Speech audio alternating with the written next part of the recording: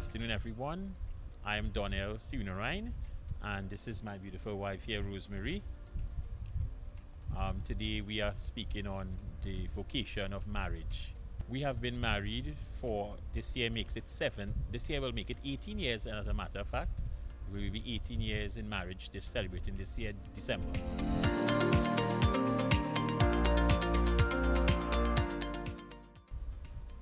A vocation is, for me, a call. And just what is a call? Someone may call you, Rosemarie, come here, Donnel, come here. And that's just what it is, a call. But it's distinct in nature, because this call is a call from within, connected to God, and this call becomes part of what you are when you stop and listen. For in listening, you are able to find out what that call is saying. As for me, a vocation is, yes, definitely a call, but it's a call to love God. It is a call to love. And in the commandments, God said that His greatest commandment is to love your God with all your heart and your mind and your soul, and to love your neighbor. So it's an extension. God's love is an extension of love for humanity. So when we are called to love God and called to love all of humanity and all of mankind. It's a call to service, right? So the whole idea of this vocation is a call to love.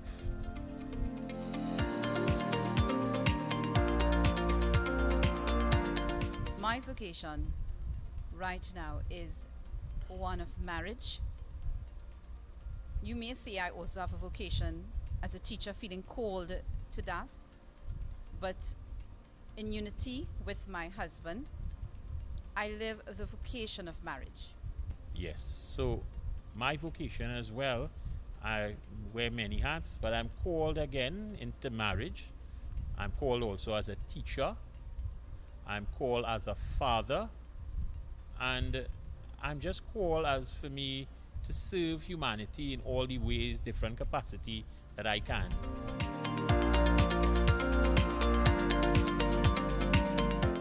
Well, growing up, you always saw in the storybooks you read, in the movies you looked at, probably even with shows and individuals communicating, that somehow marriage was about this perfect story about falling in love, and the love will last forever. Matter of fact, the theme of our marriage was a love forever, and it continues to be a love forever. Misconception in relation to marriage before you get into marriage is that it's really something that love is a perfect love and it stays perfect. And as you know, we are imperfect. We are human beings with faults, with mistakes, with flaws, and even before coming into marriage, you have to come in with an openness and a willingness to understand your partner and understand what is before you. For if you were to think of the Cinderella stories or the movies or what the perfect couple that the world sells to you and think that that's what you were coming into, definitely it's not that. It's definitely what you make of it, what you put into it, and how you respond to the call that we started talking about in the beginning. And I want to say again, listening to yourself in that call, even after marriage, even after the beautiful wedding ceremony. Constant listening is going to help you to not become perfect, but to get to that point and get to the reality of what you're called to live and how you're called to live it. In my response to this question, I would go back to where we first met. My wife and I, we met at Teachers College. That's solid as a rock. You can't break that marriage. In fact, all the all the problems that you think about, when you come into marriage, one of the conception is that misconception is that in-laws will be a biggest challenge. We always have a problem. But when you have God when you love God, you tend to love everyone. And I saw many people, godly people who have put God first in their marriage, and myself as well included. And we had we had an excellent relationship, both of us, with our in-laws, and we do well with in both sides, because God is always there with us, helping us out, So all the problems, I think all the misconceptions and all these things of marriage is that it will be put to rest when we understand the true purpose and the true call as God is the main purpose in marriage.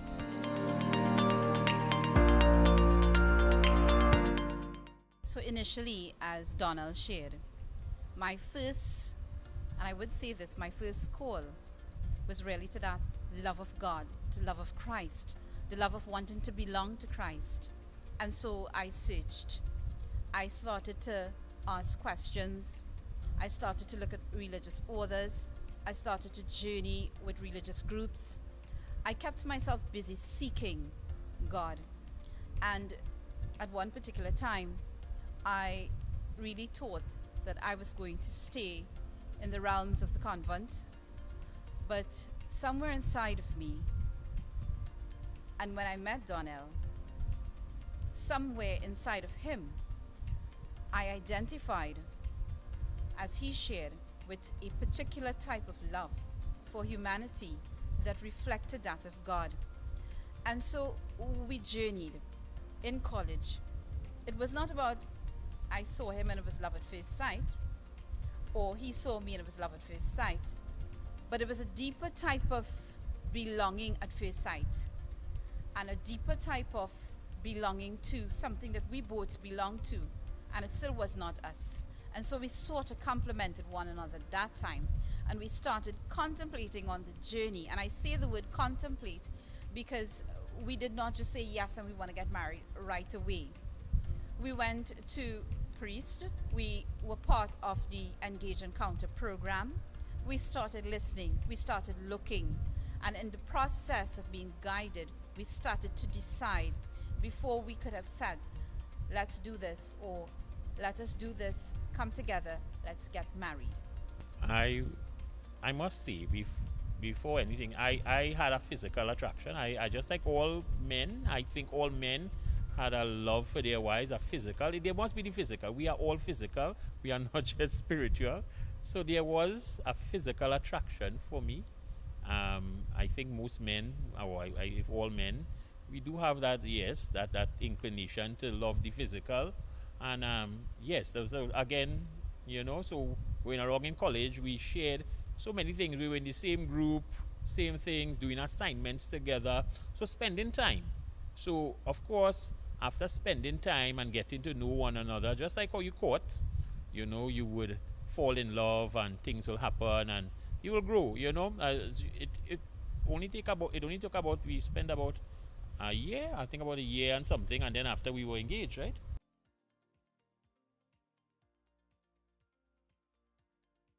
So marriage, it's a sacrament. You might be courting someone. You may be in a relationship with someone. And you might probably be thinking, well, wedding bells soon. But before we decide on if this is what we're about to do with our lives, I would advise any couple, any person who is contemplating the vocation of marriage to stop, to put it into the hands of God, and to ask God's guidance in even selecting the person that is going to be with you. Because marriage and the vocation of marriage is a blessed sacrament in the church, a unity, a vow, something that is very, very and highly part of the heart of God. When you love someone, you really, really go out. You go all out. And it works both ways. So it's not like you're doing this in any way that is measured or any way that you're feeling obligated. Of course not. And again, you must be open to children. You must be open to having children, because children are indeed the blessings of a marriage. Children bring more and more graces into your marriage. Trust me, I told you that I didn't even see myself owning a house. I didn't see myself owning a car. At times when I was single, I'd say, okay, so much of money, so much of this. But when children came, blessings upon blessings came. Graces upon graces. How are we going to deal with this? God worked it out. So thank you very much. Thank you very much for listening today. We hope that all that was said, that all that we shared today was indeed helpful, and that you all learned something. So thanks again, and see you all again. Thanks.